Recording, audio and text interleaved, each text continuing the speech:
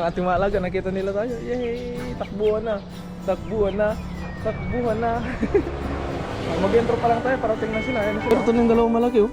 Wow. Alo. Kinikit-kit pa rin siya. Lalaki na. So takbuhan pa oh. So ang sitaw kasi makakating kapag bagong pitas tapos niluto agad. Matamis-tamis siya makakating kapag fresh yung sitaw. Ay no. Talagang mananawa kang mananawa ka sa talong. So ilang piraso lang tong talong natin na nabuhay. Mga survivor sa tag-ulan din. Okay.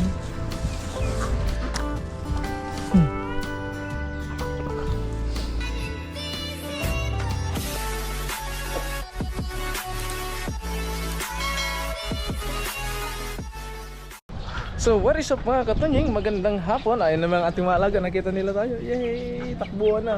Takbuhan na. Takbuhan na. Mag-intro pa lang tayo, parating na sila. Ayan na sila oh. So ito na yung mga manok natin na malilit dati. 2, 4, 6, 8, 10. 10 yan mga katunying. Tapos 4 yung malalaki natin dahil nga namatay yung malaki na isa. Tapos 5 pato. Pero 4 lang yung nasa labas dahil naglilimlim yung isa doon. Tapos 4 na itik. Yun yung itik natin mga katunying. Tapos update.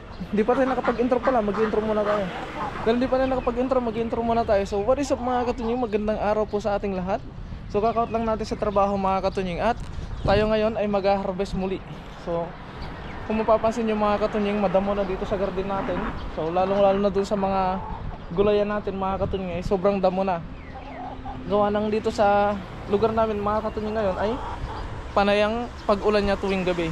At yun ang dahilan kung bakit hindi tayo nakakapagdamo. Dahil alam naman natin mga katunying na dito sa garden natin, yung ating lupa kapag maulan mga katunying ay malagkit siya, kaya mahirap maglinis ng halaman.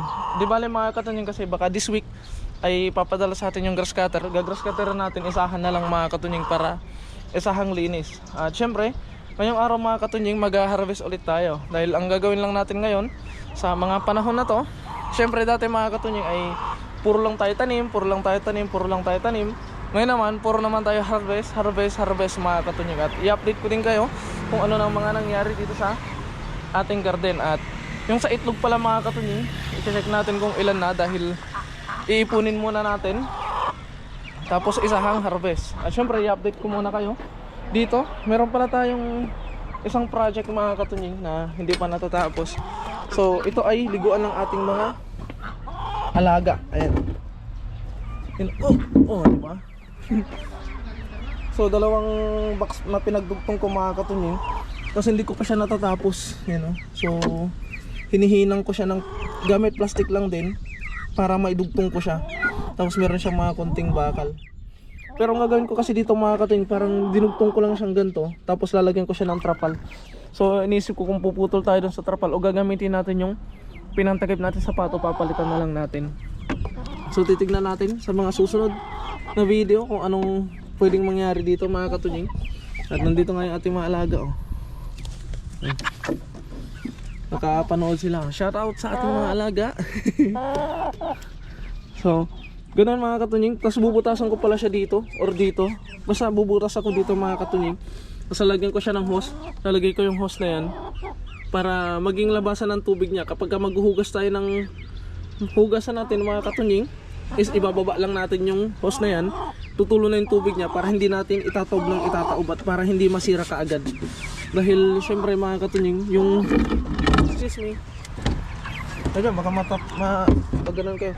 Kasi mga katunying, itong pato natin dito is parang mag-iisang buwan na siyang naglilimlim. So malapit na to mga katunying. Hindi ko nga alam, baka nga may sisiw na yan eh. Kung sakali mang good siya mga katunying, kung hindi sakali mang hindi nabasa ay busog na busog ka pa. Busog na busog pa kaya. Oh. So ganito lang buhay natin dito mga katunying. Kaya ngayon samahan niyo ako mag-harvest tayo ng talong at i-update ko kayo doon sa ating pakwan mga katunying at papalitan natin ng takip dahil maliit na yung kanyang net mga katunying. Lalagay natin sa sako dahil malaki yung pakwan natin. Kaya tara mga katunying, samahan niyo ako. Let's go. So i-update ko muna kayo dun sa itlog mga katunying. Maghahanap pa tayo ng itlog. So ilan ng... Oh! Sorry! Parang ka naman kasi. May itlog dito. Dalawa mga katunying, may dalawang itlog doon sa loob. So ipunin pa natin yan para isang harvest. Tapos maghanap pa tayo dito. Baka mayroon pa. Tsaka tingin-tingin din tayo sa mga ganito niya. Baka may mga nangitlog na itik mga katunying. Alam naman natin yung mga itik natin ay kung saan saan siya nangingitlog. So titignan natin. Namang sunod na yun ang alaga natin. Tapos meron pa yung isang pugad dito eh. Tingnan natin baka may itlog.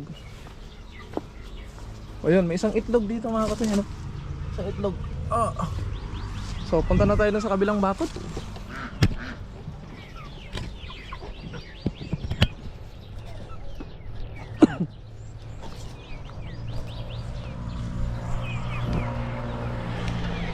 So yun, lalagyan natin sa leg natin yung camera natin. Tapos mag-harvest tayo. Huwag lang susunod. Huwag lang susunod. Sarado natin para di sila sumunod. So bago tayo mag-harvest ng talong, so ganito yung sitwasyon dito sa garden natin ngayon mga katunying. Sobrang tataas na ng mga damo. So update tayo sa ating pakwan, watermelon. So meron na ditong isang malaki mga katunying. Yun, no? Medyo not good, not that good pero not bad mga katunying. Pero meron na ditong dalawang malaki na, as in malaki na mga katunying. Ayun, no? Kita nyo ba? Uy, may isa pang malaki dito, natanggal sa pagkakabalot. Malutan ulit. Pero ito na yung dalawang malaki, oh. Wow. Ulo. Kinikit-kit pa rin siya. Lalaki na. So tatanggalin natin tong net niya mga katunying. Papalit natin. Asan na yung mosquitero dito? Ito. Papalit natin ito mga katunying. Or kaya pa naman siguro. Makakabili pa tayo na medyo mas malaki dito. Ipapalit natin. Kasi ang inisip ko, ito pa mga katunying. Inisip ko kasi mga katunying kapag tinanggal natin to, baka kainin ng kuhol. Sayang naman. Lalaki na, oh. Lalaki na. Ito pa, may isa pang malaki dito, oh. Natanggal yung kanyang ay hindi, iba yung tinakpan, iba pala yung tinakpan natin. So tatakpan natin tong ano para hindi siya kainin ng kuhol. Malaki na to. Mag-harvest tayo ng sitaw mga katunying. Marami-rami na yung sitaw natin. Tulad nung nangyayari dun sa mga upo natin mga katunying, kinakain siya ng kuhol. Yan. So unahin na lang natin yung ito, meron din medyo malaki yata dito. Ay, wala, nabulok. So, may bahay yung pakwan natin dahil sa tag-ulan mga katunying. Ayaw kong malunod yung kanyang puno. Kasi kapag nalunod yung puno, mamatay yung pakwan natin. Sayang naman. So, ito yung mangga natin din dito. Sumasahid na sa lupa yung kanyang bunga. So, yung kalabasa natin. So, ano na yung kalabasa natin dito, malapit ng harvestin. Tapos i-check lang natin yung upo dito kung meron ng malaki. Wala pa. So kailangan na din linisan to mga katunying kapag naging okay yung panahon natin. Kasi tulad ngayon, medyo makulimlim na naman. Mamayang gabi uulan na naman to mga katunying. Tinalbosan na ni Dea yung kamuting kahoy natin, oh. So ganito lang ang buhay dito mga kating. Para lang tayo nasa probinsya. Nasa probinsya naman talaga tayo. So pipitas na tayo ng sitaw. Sarap ta adobo. Sarap. Satisfying. Pero nyo ba yan mga katunying? Sariwang sariwa. Napag muna natin to. Tatluhan pa, oh. So ang sitaw kasi mga katunying kapag bagong pitas tapos niluto agad, matamis-tamis siya mga katunying kapag fresh yung sitaw. Ay, nabali. Uwi na, tanggal. Kunin na natin to, nabali na eh. Mali kasi yung pagpitas natin eh. So nandito pa yung mga iba, oh. Dami pang bulaklak mga katunying. Wag lang talagang mahangin mga katunying. Kasi kapag mahangin, nalalaglag yung mga bulaklak niya. Kaya walang nabubuo kapag katag-ulan. Pero kapag ulan-ulan ng mga katunying, okay lang naman sa kanya. Okay lang naman sa sitaw natin. Wag lang talagang mahangin. Kasi kapag mahangin, doon nalalaglag yung mga bulaklak. So ito naman yung na-harvest natin sa ating sitaw. Si Dea mga katunying busy ngayon kaya hindi siya nakasama. Yan. So ito yung harvest natin sa sitaw. Dito tayo sa talong. So kapag natapos pala tong talong mga katunying, kapag natapos tong ano ng talong natin, tapos natapos din to lahat, so magtatanim na tayo pag ganun yung guhit niya. Tig-isang guhit lang mga katunying, i-manage natin ng mas maganda itong garden natin. Basta natapos, basta gumanda tong panahon. You know? Ganyan lang. Tamang harvest lang. Sabi nga nila, pag may tanim, itinanim, may aanihin. Yun. Ito pa. Dami mga katunying, dami na naman. Sarap to ihaw. You know?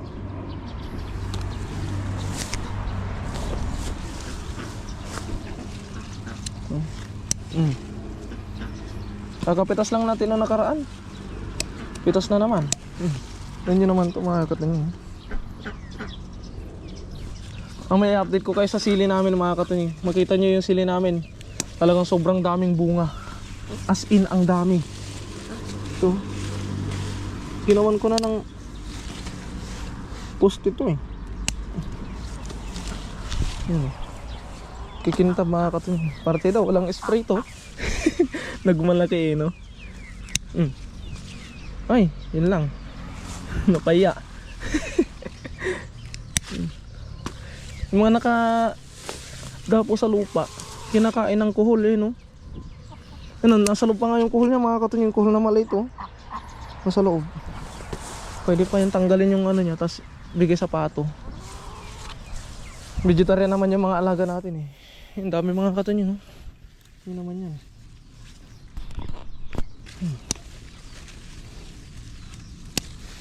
Talagang mananawa kang mananawa ka sa talong. So ilang piraso lang tong talong natin na nabuhay. Mga survivor sa tag-ulan din.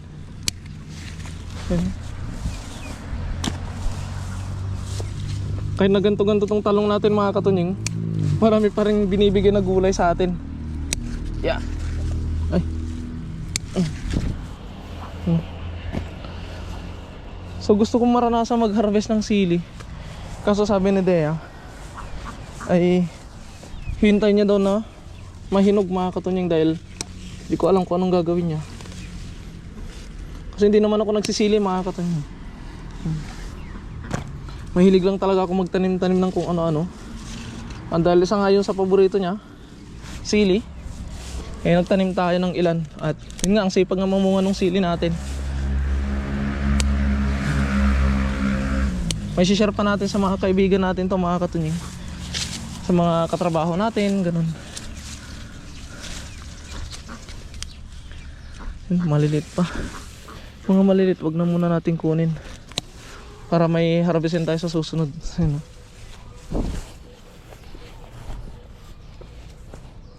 Puno ang basket. Talong at sitaw lang yan. Pero puno ang basket. Agoy.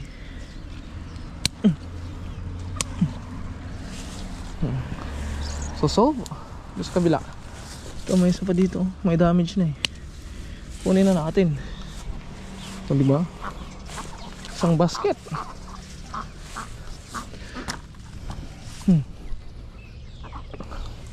So update ko kayo sa ano natin, sa ating sili. Hello.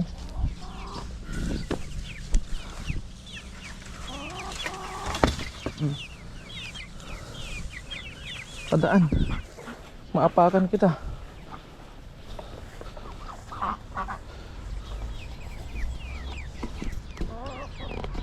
Yeah.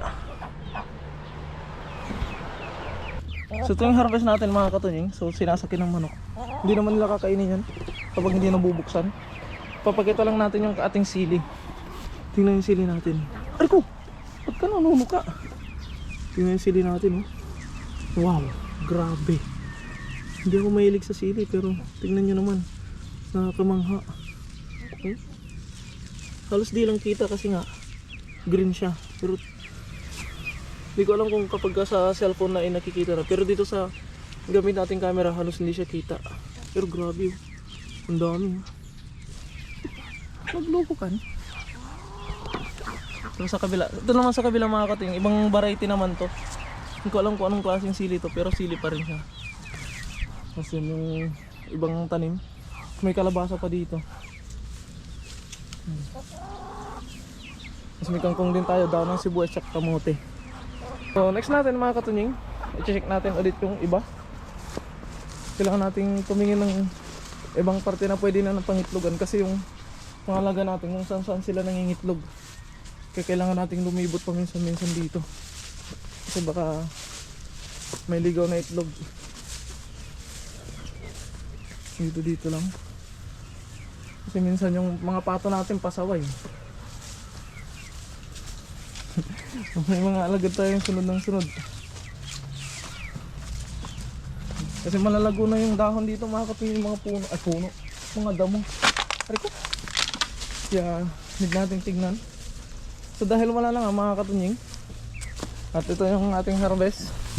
So yun mga katunying, bali natapos na tayo sa pag-harvest. Ito yung na-harvest natin, at ito na yung itsura ng greenhouse natin ngayon mga katunying. So ang tanim na lang is mani. Yan, hintayin natin yung mani, tapos yung padako ng sibuyas at pepino pa rin. Pagkatapos niyan mga katunying is mag-uumpisa ulit tayo pagka gumanda tong panahon. Yan mga katunying, thank you so much po sa pagsama muli sa ating video. Maraming salamat din po sa walang sawa niyo pong suporta sa akin na sa aking mga nakakasama. Mag-ingat po kayo palagi mga katunying, saan man po kayo naroon, and God bless po. Bye.